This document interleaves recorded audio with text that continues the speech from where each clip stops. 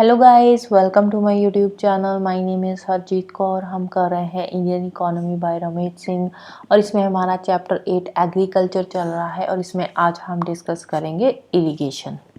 Irrigation क्या होता है? इन लेमन लैंग्वेज इरिगेशन का मतलब होता है खेतों को पानी देना।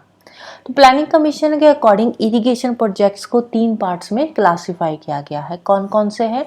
एक तो होते हैं मेजर इरिगेशन प्रोजेक्ट्स, दूसरे होते हैं मीडियम इरिगेशन प्रोजेक्ट्स और तीसरे नंबर पे आते हैं minor irrigation projects. Major irrigation projects वो होते हैं जिनका एरिया 10,000 हेक्टेयर से ज़्यादा का होता है। मीडियम इरिगेशन प्रोजेक्ट्स जिनका एरिया 2000 से 10,000 के बीच में आता है। माइनर इरिगेशन प्रोजेक्ट्स जिनका एरिया 2500 हेक्टेयर या फिर उससे कम का एरिया होता है। लेकिन अगर हम रियलिटी की बात करें तो हमारे पास इतनी ज़्यादा इरिगेशन फैसिलिटीज़ नहीं है। इंडिया में इरिगेशन फैसिलिटीज़ को एक्सपैंड करने की ज़रूरत है सो दैट कि हम अपने फूड ग्रेन्स की प्रोडक्टिविटी को इंक्रीज़ कर सकें। तो फूड ग्रेन्स की प्रोडक्टिविटी इंक्रीज करने के लिए हमें अपने जो अंडर इरिगेशन एरिया है उसको इंक्रीज करना होगा। जो अंडर इरिगेशन एक्रेज है उसको एक्सपैंड करने की ज़रूरत है। कैसे एक्सपैंड कर सकते हैं इसको? हम हमारे पास जितना अवेलेबल वाटर है उसको एफिशिएंट तरीके से हम यूज़ करें बाय अडॉप्टिंग अप्रोप्रिएट टेक्नोलॉजीज़। क्योंकि हमारे पास पानी इतना ज़्यादा नहीं है कि हम पानी को वेस्ट करते रहें। हमारे पास पानी बहुत ज़्यादा नहीं है, इसीलिए हमारे पास जितना पानी है हम उसी पानी को एफिशिएंट तरीके से यूज़ करके अपनी एग्रीकल्चरल प्रोडक्टिविटी को बढ़ा सके। और एग्रीकल्चरल प्रोडक्टिविटी हम कैसे बढ़ा सकते हैं? सबसे पहले क्या कर सकते हैं हम? हमारे पास जो इरिगेशन टेक्नोलॉजीज़ है उसको इम्प्रूव करने की ज़रूरत है। जो हमारे पास वाटर है, जितना हमारे पास अवेलेबल वाटर है उसको एफिशिएंट तरीके से हम यूज़ कर सकते हैं। जो फ्लड इरिगेशन है इसको हम रोक सकते हैं। फ्लड इरिगेशन क्या होता है? जैसे कि राइस की क्रॉप है, राइस की क्रॉप में पानी ऐसे ही खड़ा होता है, भर भर के पानी देना पड़ता है, या आप ये बोल सकते हो जो वाटर इंटेंसिव क्रॉप्स है। तो जो वाटर इंटेंसिव क्रॉप्स है वहां पे हम अगर वाटर को एफिशिएंट तरीके से यूज करें, वाटर की प्रोडक्टिविटी को इंक्रीज करें तो हम वाटर की वेस्टेज को रोक सकते हैं। दूसरा क्या है कि जो हमारे पास इरिगेशन टेक्नोलॉजीज है उसको एफिशिएंट तरीके से यूज करें। क्लाइमेट चेंज के चलते हुए जो हमारे पास वाटर की शॉर्टेज आ रही है तो उसको हम मोर अप्रोप्रिएट तरीके से वाटर को यूज करके उसको हम उससे आने वाले जो टाइम पे जो पानी की कमी आ रही है उससे हम बच सके।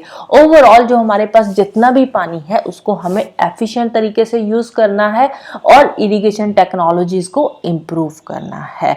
जैसे कि फॉर एग्जांपल मोर ड्रॉप पर क्रॉप जो स्कीम है, ऐसी स्कीम्स को हमें अडॉप्ट करने की ज़रूरत है सो दैट कि हम पानी को एफिशिएंट तरीके से यूज़ कर सके और हमारी एग्रीकल्चर प्रोडक्टिविटी को इंक्रीज कर सके। एग्रीकल्चर इरिगेशन पोटेंशियल की अगर हम बात करें तो हमारे पास इरिगेशन पोटेंशियल तो है लेकिन हम उसको प्रॉपर्ली यूटिलाइज नहीं कर पा रहे हैं। होता क्या है, हमारे पास जो नेट सोन एरिया है ना, जो अल्टीमेट इरिगेशन पोटेंशियल है हमारे पास नेट सोन एरिया है वो कितना है? 140 मिलियन हेक्टेयर का एरिया है हमारे पास नेट सोन एरिया, टोटल जो एरिया है। और ये जो टोटल हमारा एरिया है ना नेट सोन एरिया, इस एरिया में से जो 49% एरिया है, अप्रॉक्सीमेटली जो 49% एरिया है, सिर्फ 49% एरिया तक ही इरिगेशन फैसिलिटीज पहुंच पाई है। अभी भी जो 51% एरिया है ना, रिमेनिंग 51% एरिया है वो क्या है? रेन फेड है। रेन फेड का मतलब क्या होता है? रेन फेड का होता है कि ये अभी भी जो 51% एरिया है वो रेन पे डिपेंडेंट है। अगर बारिशें होएगी तो वहाँ पे क्रॉप्स अच्छी होएगी, बारिश नहीं होगी तो क्रॉप्स भी अच्छी नहीं होएगी। तो 140 मिलियन हेक्टेयर का 49% एरिया ही ऐसा है जो अंडर इरिगेशन है, बाकी का 51% एरिया हमारे पास अभी भी रेन फेड ही है। इसीलिए हमारा जो इरिगेशन एरिया की कवरेज है ना उसको इंक्रीज करने की जरूरत है for increasing the productivity of agriculture.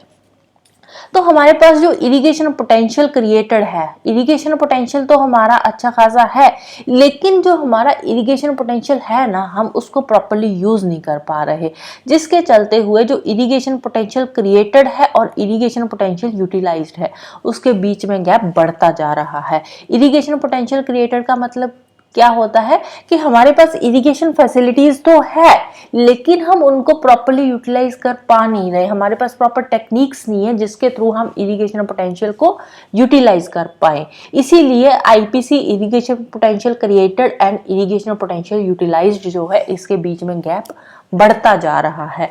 बढ़ता क्यों जा रहा है, इसका मेन रीजन क्या है? इसका मेन रीजन यहाँ पे दे रखे हैं। फर्स्ट रीजन क्या है? Lack of proper operation and maintenance.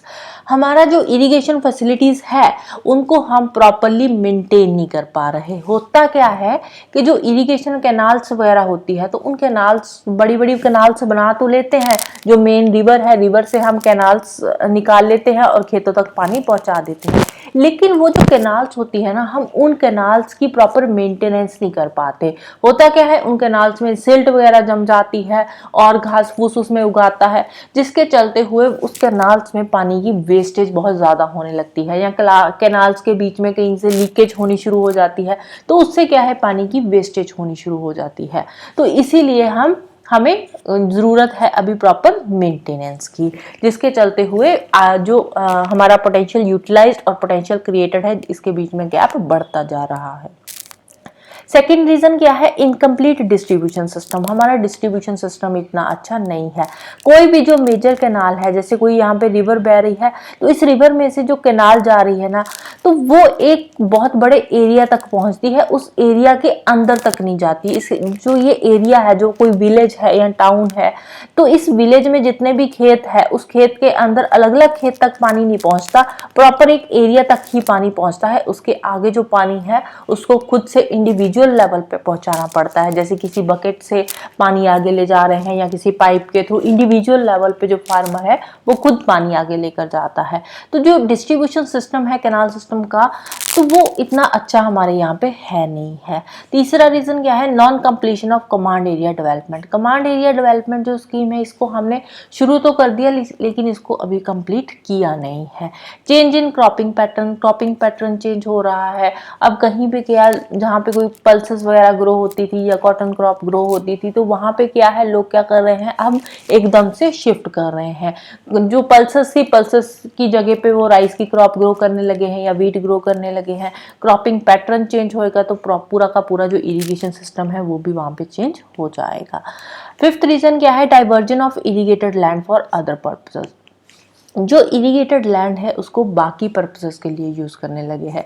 जैसे कि यहाँ पे कोई लैंड एरिया है जहाँ पे इरिगेशन होती है, खेत है, तो इस खेत की जगह पे यहाँ पे इन्होंने क्या कर दिए, बहुत बड़े बड़े प्रोजेक्ट्स बना दिए, फ्लैट बना दिए। तो फ्लैट लोगों के रहने के लिए बना दिए, तो वहाँ पे अब इरिगेशन तो होएगा नहीं। या यहाँ पे कोई मल्टीपर्पज प्रोजेक्ट बना दिया, या बहुत बड़ी कॉलोनी काट दी है इसी जगह पे, या इस जगह पे कोई बहुत बड़ा मॉल बना दिया है, तो इरिगेशन की जगह पे यहाँ पे इसको अर्बनाइजेशन के लिए यहाँ पे यूज किया जाने लगा है लैंड, जिसके चलते हुए इरिगेशन का जो लैंड एरिया है वो कम हो रहा है।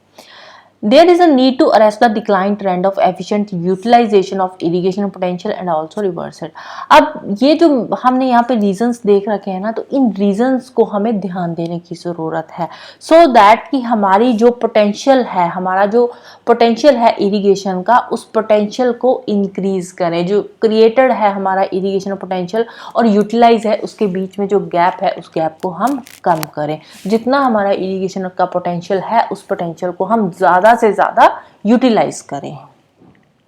अब इसके लिए हम क्या कर सकते हैं? जो Mahatma Gandhi national rural employment guarantee scheme है, इस गारंटी स्कीम के अंडर जो फंड्स दिए जाते हैं, फंड्स किस लिए दिए जाते हैं? एम्प्लॉयमेंट जनरेशन के लिए। तो यहाँ पे जो एम्प्लॉयमेंट जनरेट हो रहा है एमजी नरेगा स्कीम के अंडर, जो एम्प्लॉयमेंट जनरेट हो रहा है, इसी एम्प्लॉयमेंट से हम क्या कर सकते हैं? इरिगेशन प्रोजेक्ट्स को हम और अच्छा बना सकते हैं। जैसे कि जो कम्युनिटी एसेट्स है, जैसे कैनाल सिस्टम है, कैनाल्स को प्रॉपर हम मेंटेन कर सकते हैं। यहाँ पे जो लेबर हमें मिल रही है, तो इसी लेबर को हम as a community asset use कर सकते हैं। कैनाल्स को प्रॉपर डेवलपमेंट कर सकते हैं, डीसिल्टिंग कर सकते हैं। जैसे कैनाल्स में क्या है, सिल्ट वगैरह जमा हो जाती है, जिसके चलते हुए प्रॉपर जो पानी है उसकी यूटिलाइजेशन हो नहीं पाती, तो डीसिल्टिंग के लिए उस लेबर को यूज कर सकते हैं। टैंक्स वगैरह जो बनाए होते हैं पानी भरने के लिए, उस टैंक्स की रिपेयर के लिए यूज कर सकते हैं, या वाटर बॉडीज की सफाई के लिए यूज कर सकते हैं इसी लेबर को, राइट। नेक्स्ट बात करते हैं इरिगेशन एफिशिएंसी की। इरिगेशन एफिशिएंसी की बात करें तो हमें हमारे जो एग्रीकल्चरल प्रोडक्टिविटी है, अगर हमें अपनी एग्रीकल्चरल प्रोडक्टिविटी को बढ़ाना है तो उसके लिए हमें अपनी इरिगेशन एफिशिएंसी को भी इन्हांस करने की ज़रूरत है, उसको थोड़ा इम्प्रूव करने की ज़रूरत है। अब जो पुराने हमारे कन्वेंशनल मेथड्स थे इरिगेशन के, वो अभी नॉन वाइएबल हो रहे हैं। नॉन वाइएबल मतलब यूज़ में नहीं आ रहे कन्वेंशनल जो मेथड्स है, जैसे पहले हल वगैरह चलाते थे, वो कुएं से पानी निकालते थे, तो वो वाले जो मेथड्स है अभी वो यूज़ में आ नहीं रहे। क्यों? क्योंकि जो ग्राउंड वाटर लेवल है वो बहुत कम होता जा रहा है, तो जिसके चलते हुए जो कन्वेंशनल मेथड्स है वो अभी यूज़ में आ नहीं रहे हैं। तो इसके लिए हमें क्या करना होगा, वाटर की शॉर्ट, इससे होता क्या है, इससे हमारी जो वाटर की शॉर्टेज है ना वो दिन ब दिन बढ़ती जा रही है। ओवर इरिगेशन से वाटर की वेस्टेज हो रही है। अब वाटर ओवर इरिगेशन हम करेंगे तो उससे क्या है, सॉइल की सैलिनेशन भी बढ़ेगी।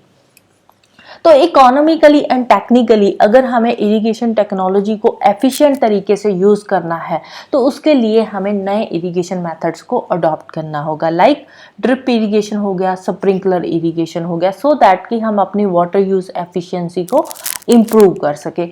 ड्रिप इरिगेशन क्या होता है? ड्रिप इरिगेशन होता है, जैसे कोई खेत है, यहाँ पे खेत में जैसे ये पौधे लगे हुए हैं, तो हम क्या कर सकते हैं, इन पौधों के पास में से एक, जैसे ऊपर से एक पाइप जाएगी पानी की, जिसमें से पानी जाएगा, तो जहाँ पे ये पौधा लगा हुआ है वहां पे क्या करेंगे, हम उसमें होल कर देंगे पाइप में, सो दैट कि ड्रिप बाय ड्रिप इस पौधे को डायरेक्टली पानी पहुंचे। ऐसे नहीं है कि पानी जो है खेतों में वेस्ट होता जाए, तो पाइप के थ्रू यहाँ पे ड्रिप बाय ड्रिप डायरेक्टली यहाँ पे प्लांट को पानी पहुंचेगा, तो इसको बोलते हैं ड्रिप इरिगेशन।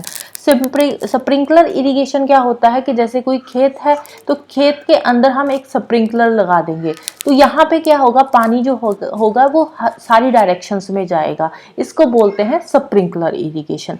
तो इससे क्या है, ड्रिप एंड स्प्रिंकलर इरिगेशन से हम अपनी वाटर यूज एफिशिएंसी को इम्प्रूव कर सकते हैं, और जो कॉस्ट ऑफ प्रोडक्शन है वो भी इससे कम होएगी, लेबर कॉस्ट भी कम होएगी और पावर कंजप्शन भी इससे कम होएगी। तो ये जो टेक्नोलॉजी है हमारे पास ड्रिप इरिगेशन की या स्प्रिंकलर इरिगेशन की टेक्नोलॉजी है, इससे क्या होगा, इससे जो सेम अमाउंट ऑफ वाटर, जितना पानी हम कन्वेंशनल मेथड में यूज करते थे ना, उससे कम पानी में हम सेम अमाउंट ऑफ जो क्रॉप है ना उतनी हम ग्रो कर सकते हैं। मतलब प्रोडक्टिविटी हमारी इससे बढ़ेगी, लेकिन वाटर यूज जो है वो कम होएगा। जितना वाटर हम कन्वेंशनल मेथड से यूज करते थे उसके कंपैरेटिवली यहाँ पे कम वाटर यूज होएगा। अब इससे और क्या होगा, इससे वाटर डेफिशिएंसी जैसी जो प्रॉब्लम्स आती है उसको हम टैकल कर सकते हैं। जो वेस्ट लैंड है उस वेस्ट लैंड को हम कल्टिवेबल लैंड में यूज कर सकते हैं, और हमारे पास जो इरिगेशन के नए नए मेथड्स आएंगे तो उससे क्या है, हम अपना जो पानी है उसको सेव कर सकते हैं। अब इस टेक्नोलॉजी से जो ड्रिप इरिगेशन है या स्प्रिंकलर इरिगेशन जो टेक्नोलॉजी है, इससे हम राइस, व्हीट, अनियन, पोटैटो जैसी क्रॉप्स को पानी दे सकते हैं। एफिशिएंट तरीके से राइस, व्हीट जैसी क्रॉप्स को भी हम ग्रो कर सकते हैं। इससे होगा क्या, इससे फार्म इनकम इंक्रीज होएगी और साथ ही साथ जो फार्मर है उनको मल्टीपल बेनिफिट्स भी मिलेंगे। जैसे कि अगर हम इरिगेशन वाटर की बात करें तो इरिगेशन वाटर 20 to 48% तक हम सेव कर सकते हैं by using drip irrigation and sprinkler irrigation methods. Energy save होएगी 10 to 17% तक एनर्जी सेव होएगी। लेबर कॉस्ट सेव होएगी 30 to 40% तक। फर्टिलाइजर्स जो हम यूज करते हैं फर्टिलाइजर्स वो हमारे सेव होंगे 11 to 19% तक। क्रॉप प्रोडक्शन हमारी बढ़ेगी 20 to 38% तक। तो वाटर प्रोडक्टिविटी अगर इन्हांस होएगी तो इरिगेशन एफिशिएंसी भी हमारी बढ़ेगी। तो उसके लिए अब इरिगेशन एफिशिएंसी को बढ़ाने के लिए हमारी सरकार ने भी कुछ स्टेप्स लिए हैं, कुछ प्रोग्राम्स शुरू करे हैं, लाइक प्रधानमंत्री कृषि सिंचाई योजना 2015-16 में शुरू करी गई थी। इसका मेन मोटो क्या था, हर खेत को पानी। तो ये जो प्रधानमंत्री कृषि सिंचाई योजना शुरू करी गई थी, ये वाटर रिसोर्सेज को इम्प्रूव करने के लिए शुरू करी गई थी। जो वाटर रिसोर्सेज की जो वाटर नेटवर्क डिस्ट्रीब्यूशन है उसको अच्छा बनाने के लिए ये शुरू करी गई थी। फिर पर ड्रॉप मोर क्रॉप हो गया, ये प्रधानमंत्री कृषि सिंचाई योजना का ही एक कंपोनेंट है, 2015-16 में ही लॉन्च हुआ था। तो इसका भी मेन एम क्या था कि फार्म लेवल पे वाटर यूज को एफिशिएंट तरीके से यूज करना। माइक्रो इरिगेशन फंड नाबार्ड ने क्रिएट किया था, तो इसका मेन एम क्या था, इसका मेन एम भी यही था कि माइक्रो लेवल पे जो इरिगेशन सिस्टम है उसको डेवलप करना, माइक्रो लेवल पे जो फार्म्स है उनको कवर करना। ऐसे नहीं है कि एक बहुत बड़े एरिया तक हमने कैनाल सिस्टम पहुंचा दिया, उसके आगे कोई इरिगेशन फैसिलिटीज हमने इंक्रीज ही नहीं की। तो माइक्रो लेवल पे इरिगेशन को एक्सपैंड करने के लिए शुरू किया गया था माइक्रो इरिगेशन फंड। प्रोडक्टिविटी की बात करें तो इंडिया में जो वाटर प्रोडक्टिविटी है बहुत ही लो है। ओवरऑल जो इरिगेशन एफिशिएंसी है major and medium irrigation projects की, वो भी इतनी ज़्यादा नहीं है, 38% तक ही है। नीति आयोग के अकॉर्डिंग जो हमारी सरफेस इरिगेशन सिस्टम की एफिशिएंसी है ना, उसको हम इम्प्रूव कर सकते हैं। 35-40% से 60% तक कर सकते हैं। अभी के लिए कितनी है हमारी, 35-40% है सरफेस इरिगेशन सिस्टम की जो एफिशिएंसी है, लेकिन हम इसको 60% तक इम्प्रूव कर सकते हैं। ग्राउंड वाटर की जो हमारी इरिगेशन सिस्टम की फैसिलिटी है वो कितनी है, 65-70 से हम 75 तक इसको इंक्रीज कर सकते हैं, ग्राउंड वाटर इरिगेशन सिस्टम की एफिशिएंसी को। अब ये जो सरफेस इरिगेशन सिस्टम और ग्राउंड वाटर इरिगेशन सिस्टम है, ये क्या है? सरफेस इरिगेशन सिस्टम क्या है, कोई रिवर बह रही है तो इस रिवर के पानी को हम क्या कर रहे हैं, कैनाल के थ्रू या किसी भी तरीके से हम इसको अपने खेतों में यूज कर रहे हैं, तो इसको क्या बोलते हैं, इसको बोलते हैं surface irrigation. Ground water irrigation क्या होता है, जो हम ग्राउंड वाटर को ट्यूबवेल के थ्रू यूज करते हैं, हमने कोई सबमर्सिबल पंप लगाया है उसके थ्रू हम ग्राउंड वाटर को यूज कर रहे हैं, तो वो क्या है, ग्राउंड वाटर इरिगेशन सिस्टम। तो ये जो हमारा सरफेस इरिगेशन सिस्टम और ग्राउंड वाटर इरिगेशन सिस्टम है, इसको हम और ज़्यादा इम्प्रूव कर सकते हैं और ज़्यादा एफिशिएंटली इसको हम यूज़ कर सकते हैं। वाटर प्रोडक्टिविटी को हम कैसे इन्हांस कर सकते हैं, बाय टैपिंग, हार्वेस्टिंग, रिसाइकलिंग। जो हमारे पास पानी है वाटर हार्वेस्टिंग कर सकते हैं, वाटर रिसाइकलिंग कर सकते हैं। जैसे घरों का पानी होता है वो बहकर जाता है, तो उसी पानी को रिसाइकल करके हम एग्रीकल्चर के लिए भी यूज कर सकते हैं। Efficient on farm water management practices, तो वाटर मैनेजमेंट प्रैक्टिसेस की नई नई टेक्निक्स को हम फॉलो कर सकते हैं। माइक्रो इरिगेशन कर सकते हैं, लाइक ड्रिप इरिगेशन हो गया, स्प्रिंकलर इरिगेशन हो गया। वेस्ट वाटर को यूज कर सकते हैं दोबारा से, फिर से हम रिसोर्स कंजर्वेशन टेक्नोलॉजीज के थ्रू भी हम वाटर की प्रोडक्टिविटी को इंक्रीज कर सकते हैं, राइट।